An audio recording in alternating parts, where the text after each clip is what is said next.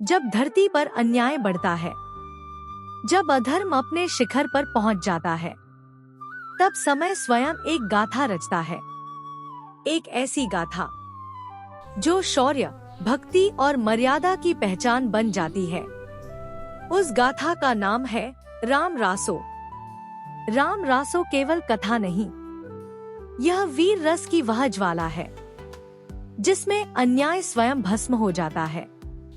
माधवदास चरण ने राम को सिर्फ राजा नहीं बताया, उन्होंने राम को रण का सिंह और धर्म का अमिट स्तंभ बनाया। अयोध्या की पावन भूमि पर एक ऐसा पुरुष जन्म लेता है जिसकी आंखों में करुणा है और भुजाओं में अपार बल। यही राम है जो मौन हो तो साधु और शस्त्र उठाए तो काल भी कांप उठे।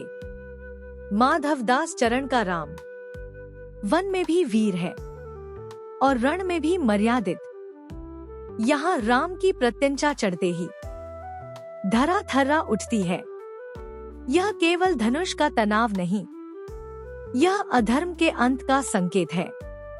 लेकिन यह युद्ध केवल बाहरी नहीं है, यह युद्ध मनुष्य के भीतर छिपे अहंकार से भी है। यही प्रश्न राम रासो उठाता है। वनवास का कठोर मार्ग, सीता और लक्ष्मण का साथ कष्ट है पर पथ अडिग है, क्योंकि राम जानते हैं राजा वही है जो पहले मनुष्य बनना जाने। उधर लंका में स्वर्ण जड़े महलों के बीच रावण का अहंकार गूंजता है। 10 सिरों पर विद्या है पर विवेक का अभाव है, और जहां विवेक नहीं होता वहां विनाश निश्चित होता है। फिर आता है महासंग्राम। आकाश तीरों से भर जाता है, धरती पर रण की गर्जना है। यह शरीरों का नहीं, सिद्धांतों का युद्ध है। एक और अहंकार, दूसरी ओर मर्यादा। अंततः अधर्म गिरता है, रावण का अंत होता है।